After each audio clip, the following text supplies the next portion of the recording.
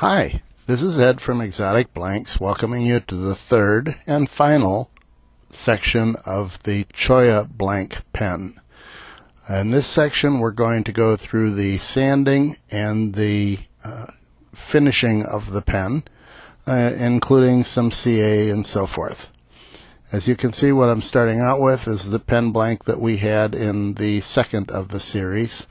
It is close to the bushing size, and so I'm going to put on a little CA to reinforce it at this point. Even though this one doesn't really need it, it was pretty woody and not very porous. It still isn't a bad idea to put it on there. Then it dried or cured, and I went back in with a skew to bring it down to the right dimension at the bushings. Now, in case you don't remember the last section of this, or if you didn't watch the last section, we sanded the two ends so that they would be right down to the brass tube. So at this point I have the brass tube in behind all of the blank. I don't have any areas that are not supported, so I can be a little bit more aggressive sometimes. Honestly, with any kind of specialty type blank, I take it pretty slow.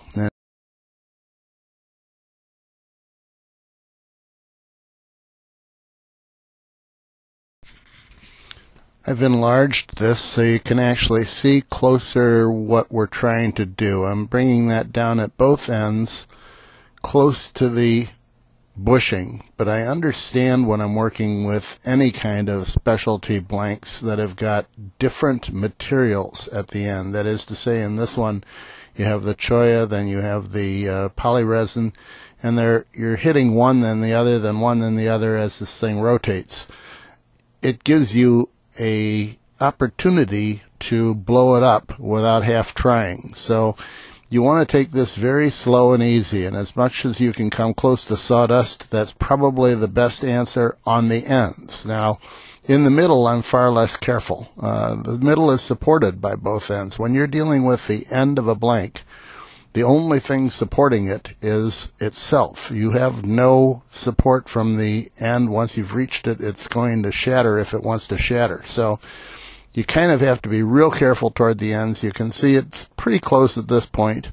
I'm going to start sanding, and I'm kind of hoping that I can sand that down closer to the bushings rather than coming up with a tool and trying to get it closer to the bushings.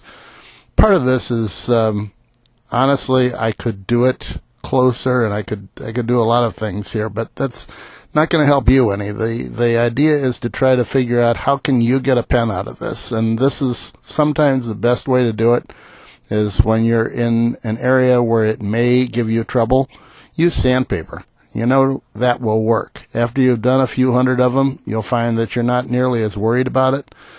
By the way, I still do blow one up every now and again, so you know, it can happen to anyone, but more of them you've done, the less intimidated you are by the thing. At the bottom it says the sanding progression. I do 400, then 600, then 1,000, then 1,500. I think it makes sense to try to get the blank as pretty as you can before you put a finish on it. So yes, I am going to put a CA finish on this, but nonetheless, I don't see any reason for it to go into the CA finish with scratches. If I can, I'm going to get off all the scratches and make this look good enough that you could take it directly to a buffer. Then we'll put on a CA finish instead of going directly to the buffer.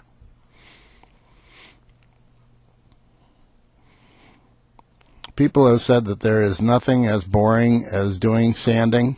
And at one of my demonstrations when I was doing the shows, I made that comment, and the guy in the group said, yes, there is. And I said, oh, what's more boring than that? And he said, watching somebody sand.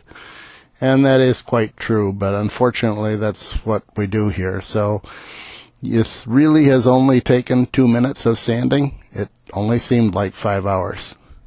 Now we're putting on thin CA. Again, this is primarily to give it a good coating and to make a base coat for the CA finish that I'm going to put on it. When I do a CA thin, I will usually let it spin for a while and then hit it with a accelerator. Not a lot, but enough that I know that it's good and hard. And besides that, I feel like the accelerator on the blank tends to speed up the next coat, which will be medium CA or thick CA. Usually I use thick. It depends on how old it is. Sometimes as it gets older, it gets thicker. So I'm looking for something that's not a gel for sure.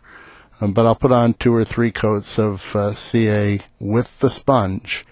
And that is what I think keeps it from getting real hills and valleys.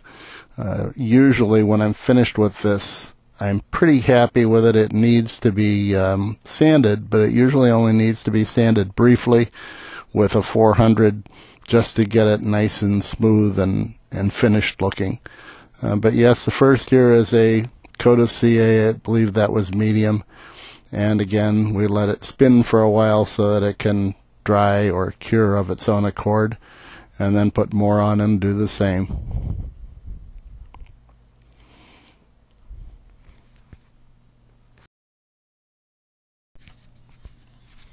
I edited out a bunch of time here, so here's what happened. We are putting in coats of CA, and then finally, after I let it dry for the day, then I will take it and do a final sanding at 400 and 600. Once I've done that, then I take it to the buffer, and that's the thing that's more interesting to watch. You can see this buff up, and you can see that it really comes up with a nice shine because of the buffing with the white diamond.